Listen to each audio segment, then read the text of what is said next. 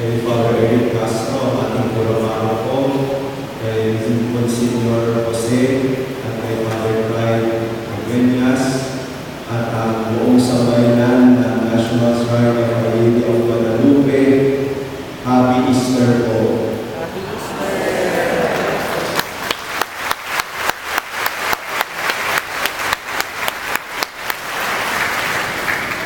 Ang sarap pong pakinggan muli yung kantang luwalhati at saka yung Hallelujah na matagal natin hindi narinig.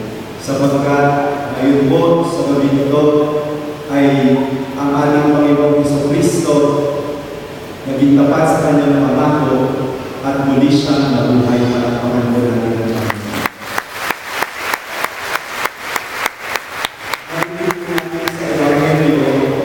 Ang pagpunta ng mga babae sa libingan ng ating Panginoon. Ito po yung background ng kanilang pagpuno doon sa libingan. Alam po ninyo, maingat ang mga Hudyo pagdating sa paglilibing.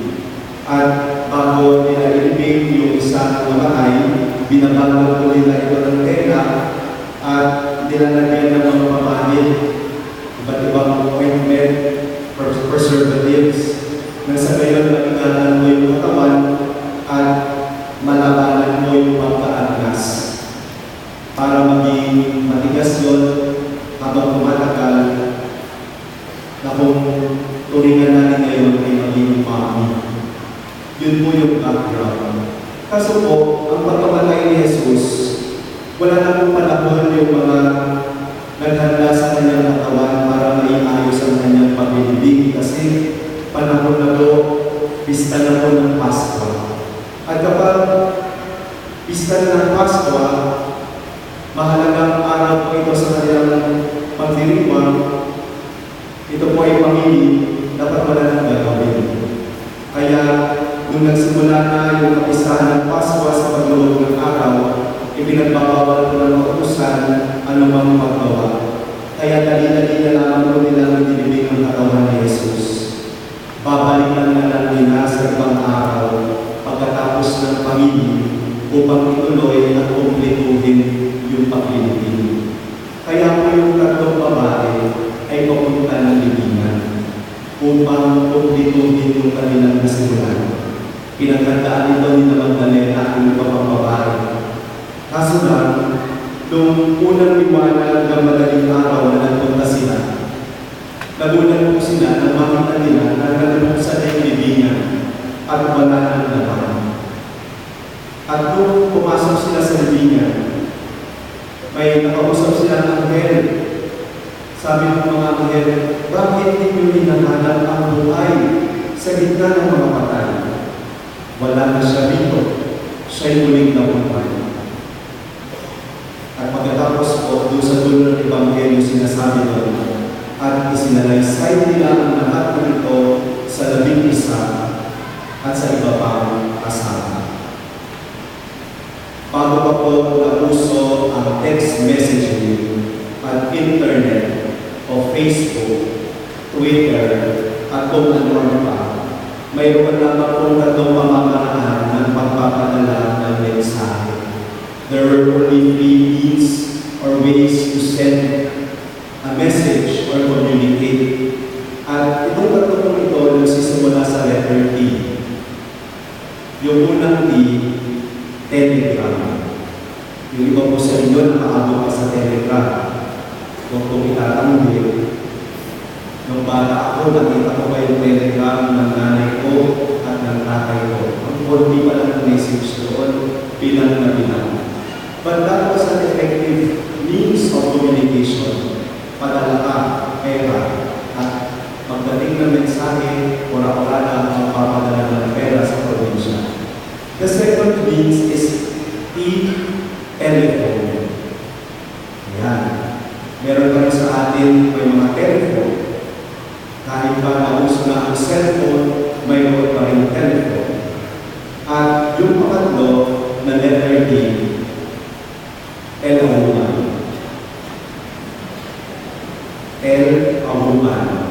At makakarating ang mensahe malayong malayo. effective, and a woman. Sabihan mo lang ang babae, makakarating ang balita, may dagdag panahon. Kaya hindi ng pagtataka kung bakit sa tatlong babae na nagpakita ang Panginoong Jesus na ipakalat ko kaagad ang balita na karating kaagad sa mga apostol. At naisip ko, ganun siguro talaga mahalaga ang papel ng mga babae. Hindi lang ang tagapagbalita o tagapagdala na may dagdag na balita.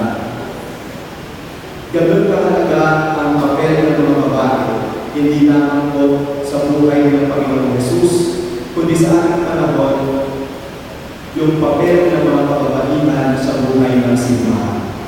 Hindi ko po ma-imagine ang simbahan na mga walang babae. Diba? Sino po ang magluluto para kay Father?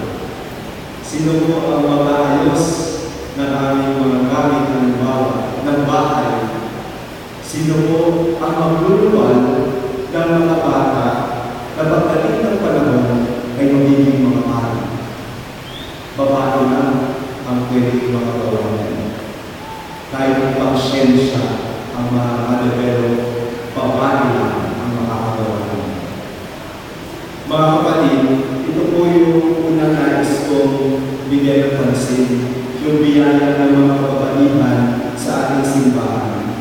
Sabi po ni Pope Benedict, yung mga sa kasaysayan po at tradisyon ng mga Hudyo, ang pinakikinggan lamang ay yung piling ng mga lalaki. Kaya kapag babae ang mistigo, hindi reliable, hindi valid. Kailangan ay lalaking testigo kasi mas may laman, may katotohanan siguro, at may pakil yung pag-testimonya ng isang lalaki. Ganun yung panahon ng ating Panginoon sa Kristo. Pero naniniwala ako na yung presensya ng mga babae ay nagbago din sa ating lipunan at sa takbo ng ating simbahan. Hindi ko maisip kung paano higit na tatakbo at pagpapalala ng ating pananampalataya kung halimbawa ay walang mga lola, walang mga nanay na nagyakap sa mga maliliit na bata na magsimba, lalo-lalo na yung mga lalaking bata.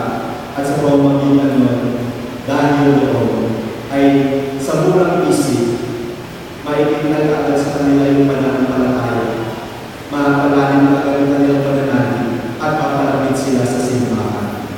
Hindi ko maisip kung paano ang simbahan ay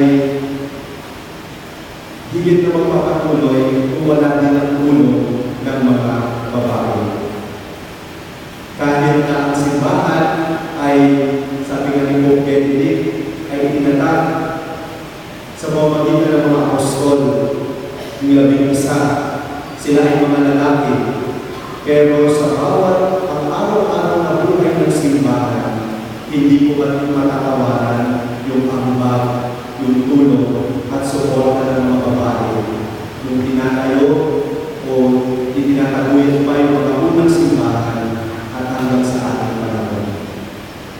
So ngayong Pasko ng pagkabuhay, isang dapat nating pagpasalamat ay yung biyaya ng mga babae sa ating simbahan.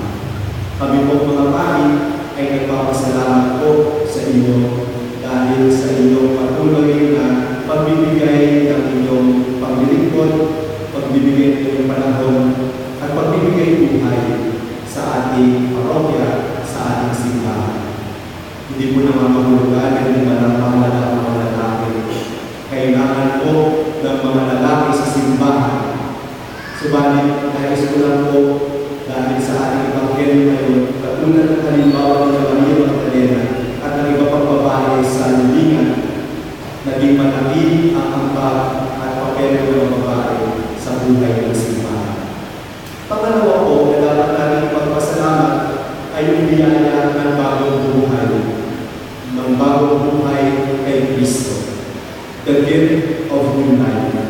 Sabi po ng mga anghel sa ating Ebanghelyo, ang hindi nyo hinahanap ang ang buhay sa gitna ng mga patay. Hinahabol po tayo ng pagkabuhay ni Kristo na siyasati ng ating buhay. Kasi po pwedeng mangyari na buhay nga tayo, pero nasa gitna naman tayo ng mga patay. Buhay nga tayo, pero umasa tayo para walang kabuhay na buhay. Para kayo na. Minsan, kapag tinatanong ng pari, o kaya sa misa, may mga tanong ng pari, lalo-lalo na kapag nagbibigyan ang pari, hindi ko maintindihan kung bakit mga ninong at ninang at mga magulang sa binya ay parang mga patay. Kapag nagpapabinya, hindi sumasagot, o na lang sasagot, hindi pa kayang isagot. Itinatakbil namin pahina ng pahina para walang ayaw itakwil si Satanas. Mga kapatid, isang hakon sa ating ang Pasko ng pagkabuhay ay siyasatin po yung ating buhay kung tunay na ba tayo buhay. Kasi po pwedeng mangyari na we can just play dead, parang aso lang, no? Play dead, tapos humila tayong aso kung makipatay siya. Patay-patayan, unaffected, dead man, wala lang. Isang bagay na dapat natin alaman kung tayo ay mga anak ng pagkabuhay ni Kristo. Pangalawa, we can also strive to cheat death para bagang umiiwas at tumatakot tayo sa katotohanan ng kamatayan. Pwede din mangyari na para bagang nahihintay na tayo sa ating mga libingan. We have grown comfortable with our rooms. Palagay na tayo at home na, kontento na, at manhid na, pinagpugagan na tayo sa mga libingan, halimbawa, ng ating mga paboritong kasalanan. Ayaw na natin lumahon, ayaw na natin bitiwan ang paboritong kasalanan, halimbawa, ng chismis.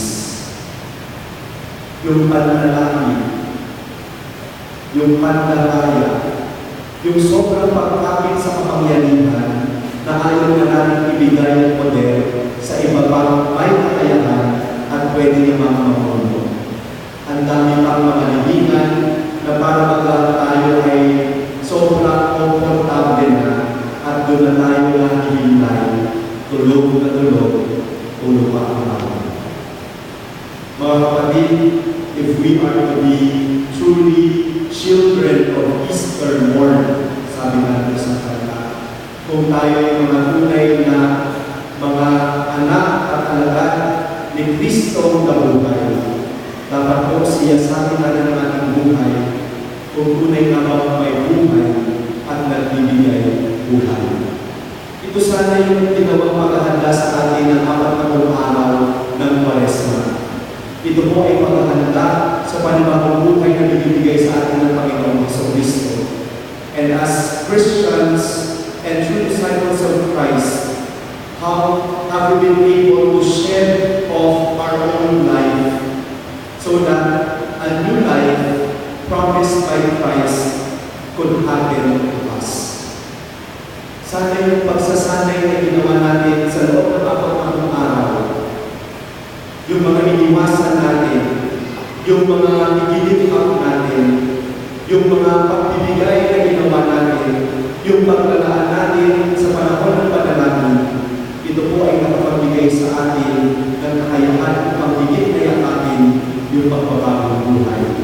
Kami po ng mga pari ay sobrang naanti kasi sa mga panahon inilaan para sa kumpisahan, marami po ang tumulong. Hindi matapos-tapos yung linya. Pero kahit maglaan ng maraming panahon ng mga pari, okay lang.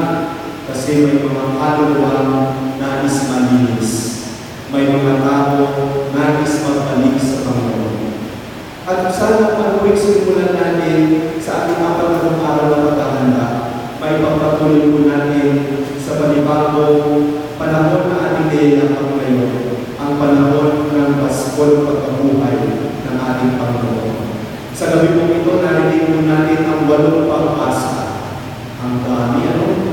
At ang dami iniiwan sa atin ang mga salita ng Diyos sa kung paano natin pwede yakapin itong bagong buhay na binibigay ng Panginoon. Ipinapahayag ng mga pagbasa ang pag-ibig ng Diyos sa kanyang bayan. Sinimulan doon sa unang pagbasa kung kailan elemento ang paglikha ng Diyos sa tao at lahat ng nasa kalikasan ipinagkatiwala niya sa atin. Napakinggan din natin yung kwento ng pagpapalaya niya sa mga Israelita mula sa pag-aalipin ng mga Egyptyo. At dun sa ika-4 na pagbasa mula kay Propeta Isaías, sinabi ng Diyos para sa bayan ng Israel, pero ito rin po ay mensahe para sa atin. Sandaling panahon kita'y iniwan, ngunit dahil sa tapat kong pag-ibig, muli kitang kukupin, habang panahon kong ipadama sa iyo ang tapat kong pagmamahal. Ang sarap kong pakinggan doon. Yung isang Diyos na sumusuyo sa tao, isang Diyos na umaabot sa tao, at ipinapadala yung kanyang pagmamahal sa atin. Kung tayo po ay parating mananahan sa pag-ibig ng Diyos, mayayakap natin yung bagong buhay na kanyang hatid sa atin. Paano po tayo may paano natin mayayakap itong bagong buhay na ito? Nagmumukali ng mga pagbasa ng mga dapat natin gawin upang manatili sa biyaya ng Diyos. Sabi po sa ika-5 pagbasa, manumbalik, lumapit sa Panginoon upang kahabagan, gawain masamay dapat ng kaligtahan, tumubo sa tunay na tubig na papawi ng ating mga pagkabuhaw. At sa ika-7 pagbasa mula kay Propeta Ezekiel, sabi naman ng Diyos, bibisikan ko kayo ng tubig na dalisay upang kayo ay malinis. So yung pagbabalik na po sa Diyos sa ating tuwina, at sana hindi naman tuwing nagbabalik na po sa Diyos, kundi tuwina ay mapapanatili natin itong buhay, itong bagong buhay na kaloob ng Diyos. At sabi rin po sa ika-6 na pagbasa mula kay Propeta Baruch, lumakad sa landas ng Diyos at mabuhay ka na maliwasay sa habang panahon.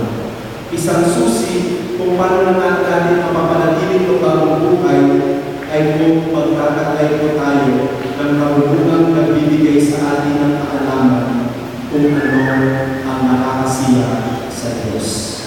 Alam naman natin yun kaso lang namamayani yung pusong makasalili, namamayani yung gusto kong gawin para sa akin, namamayani yung pagiging pasaway, namamayani yung pagsunod sa sariling kalooban at hindi sa kalooban ng Diyos.